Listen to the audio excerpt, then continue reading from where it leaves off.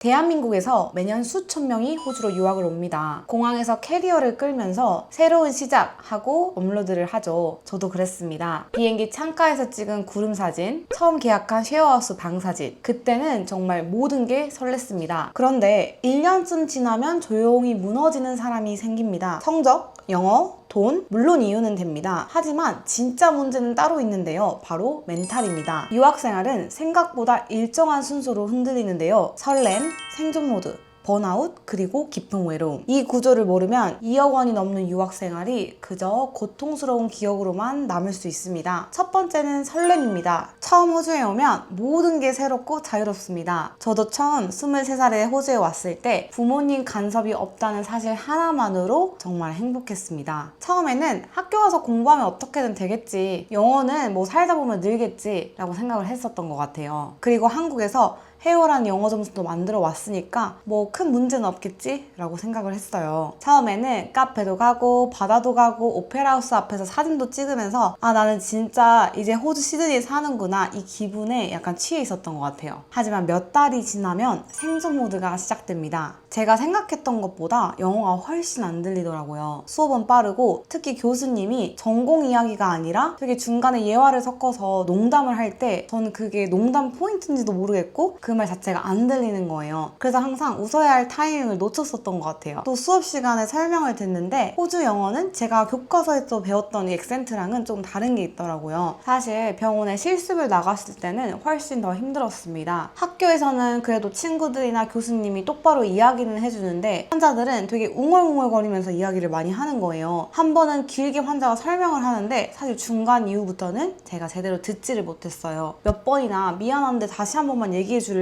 라고 했지만 끝끝내 그 대화를 이해하지 못하고 결국 얼버무렸습니다. 그때 그 문진이 끝나고 그 큰 병원 복도에서 이렇게 서 있는데 외로운 유학생이었던 그 느낌이 아직도 생생하게 기억이 납니다. 그러면서 어느 순간 번아웃이 찾아오기 시작합니다. 특별한 사건이 일어나는 건 아닌데 그냥 아침에 일어나기 싫어지는 것 같아요.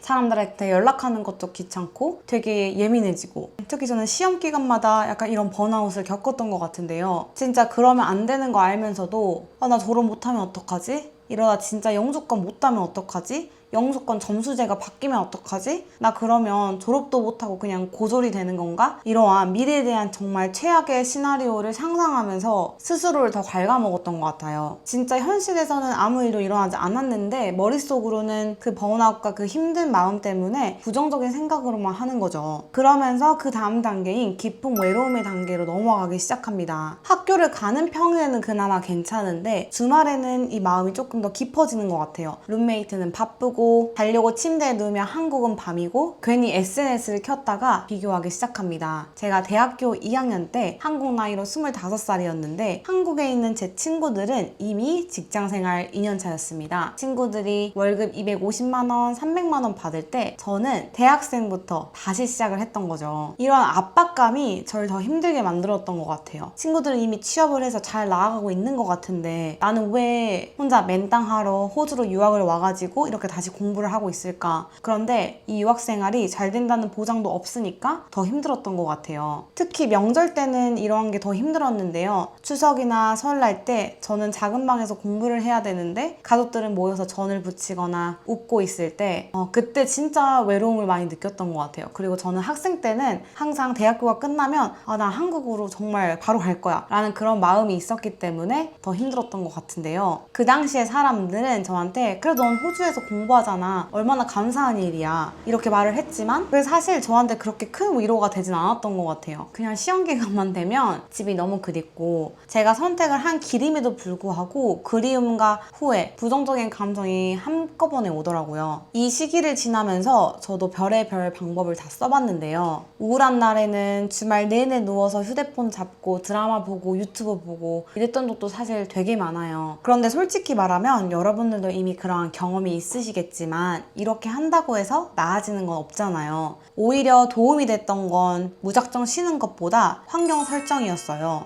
첫 번째는 비교를 차단하는 건데요. 특히 저는 시험 기간에는 이 SNS들을 지웠습니다. 이 남들의 하이라이트를 나의 비하인드 씬과 비교한다는 것 자체가 내 멘탈을 깎아먹는 거라고 알면서도 막상 인스타를 보고 있다 보면 일을 하고 있는 친구들 휴가 내서 여행 가는 사진이 올라오면 제가 한없이 작아지는 마음이 들더라고요. 두 번째는 공부펜 만들기입니다. 저는 유학 생활을 했던 당시에 가장 친한 친구들이 홍콩과 중국인이었는데요. 그래서 사실 그들의 처지가 저랑 비슷했어요. 그래서 시험 기간 한 달, 두 달이 되면 서로 모여가지고 우리 오늘부터는 매일매일 도서관에 오자 이렇게 하고 시험 준비 캘린더를 만들어서 매일매일 서로 그 진도까지 공부를 했는지 체크해줬습니다. 혼자 집에서 공부를 하게 되면 더 쉽게 우울해지고 더 쉽게 해이해지는데 친구들이랑 같이 하니까 내가 무너질 때 그 친구가 저를 encourage 해주기도 하고 그 친구가 무너지면 아, 내가 해야지 하면서 서로 이렇게 도와줄 수 있어서 너무 좋더라고요. 세 번째는 루틴 사수입니다. 알아요. 이게 정말 힘들다는 거. 근데 같은 시간에 밥을 먹으려고 노력하고 조금이라도 운동하려고 했을 때 이 깊은 수렁에서 하루라도 빨리 나올 수 있는 것 같아요. 괜히 우울하다고 더 자고 계속 핸드폰 보고 하다 보면 이 악순환이 계속해서 반복되면서 마음까지 피폐해졌어요. 그리고 마지막 네 번째는 목표를 반으로 줄이기입니다. 욕심내면 어차피 빨리 무너진다는 걸 알기 때문에 어느 순간부터는 무너지고 처음 시작할 때는 내가 원래 평소에 했던 그 양보다 반으로 확 줄여서 시작을 했습니다. 내가 예전에 2-3시간 공부를 했다면 그냥 책상에 앉아서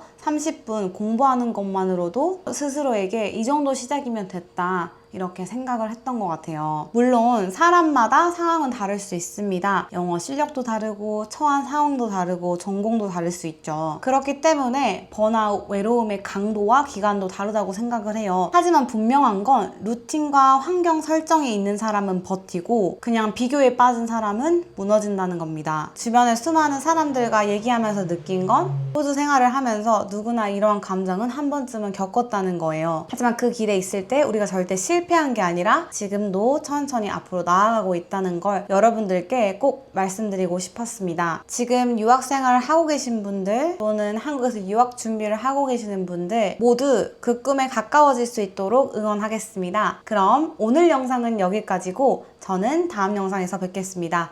안녕.